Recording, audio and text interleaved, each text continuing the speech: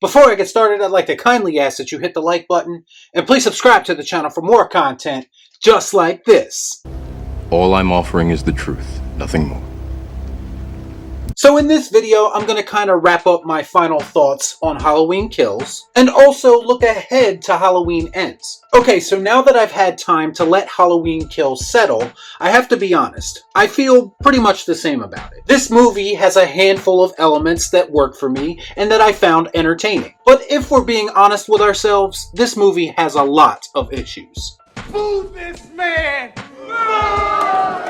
It's sometimes difficult for some fans to admit when something they love doesn't quite live up to the standards. And I've seen that a lot with this movie, and that's not to say that you can't enjoy a flawed movie anyway, but to me this is without a doubt the strangest Halloween movie to date. I'm actually starting to feel similar about this movie that I felt about Rob Zombie's Halloween 2. Both of these movies feel like they're straying too far away from the spirit and the tone of the franchise, to the point where it starts to feel like it's not Halloween anymore. That makes sense. I remember people giving the Friday the 13th remake shit for not feeling like a Friday movie. But that movie is way more a Friday movie than Halloween Kills is a Halloween movie. Like I said, it makes a good slasher, but not necessarily a good Halloween movie. It's just got these weird vibes throughout it, and it has a very chaotic and unnatural feel to it. Halloween has always been about atmosphere to me. You can feel the tension in every scene through creative visuals, as well as this slow burn build that they usually have. Michael Myers was always this ghostly entity that kind of stalked his victims. And I just don't get any of that from these new movies. In a weird way, Halloween 2018 actually did a lot of these things a lot better by simply playing it safe. Oh man, I got peanut butter on my penis. Now I have no issue with them introducing new concepts, but those concepts still have to fit into context of what we know about the franchise. And even more so than the tone or how it was shot, I believe that the writing for Halloween Kills was subpar to say the least. Now Halloween has never been Shakespeare, it's always been a pretty straightforward story, and they do try to introduce this whole mob subplot, which is kind of unique, but it just felt out of place and not well executed at times. I felt like a lot of the dialogue was poorly constructed exposition, and the returning characters who should have some kind of emotional impact on me as a viewer feel very shallow and just basically like walking references. That's right, it stinks! This is not coming from a place of hate, because I've seen Halloween at its best. I consider myself a fan. All I'm really asking is that they try to recapture some of that magic. Something that they haven't been able to do for some time now. I'm only bringing these issues to light because I want better for the franchise, and because a lot of people seem to be letting their fandom cloud their judgment about this movie. And listen, I'm guilty of that too, and I'm not on any kind of high horse here. Fuck me, right?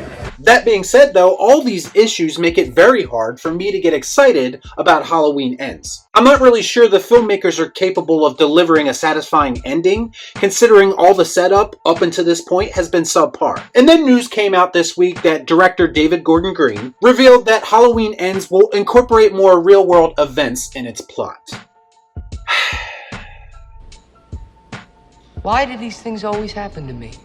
And before people start bitching in the comments, for the 100th time, commentary is good when it's handled properly. Modern Hollywood just doesn't seem capable of incorporating these ideas in a creative way. Green revealed that there will be a bit of a time jump into Halloween Ends, and that it will bring us into more contemporary times. And he also mentions the worldwide pandemic having an impact on the world in Halloween Ends. Now, I can see parallels being drawn through Paranoia by comparing reactions to a pandemic and then reactions to Michael Myers' actions. But is this really a parallel that we need to draw?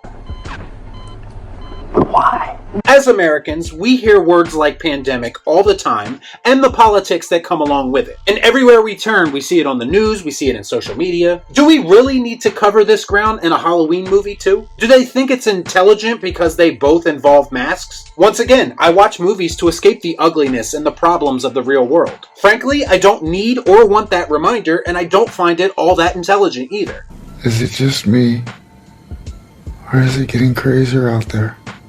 Not to mention, it's clearly a divisive topic, and no matter which side you stand on, you know that. So as a studio, from a business perspective, why would you take the risk of alienating part of your audience? Now, this topic could most certainly be handled with some subtlety, but when you announce it like this before we even have any knowledge of what the movie's actually about, it's going to turn some people off. Whether it's true or not, people get the illusion in their head that that's all that this movie is going to be about. It sends the wrong message, and when you deliver messages, presentation is everything. Message!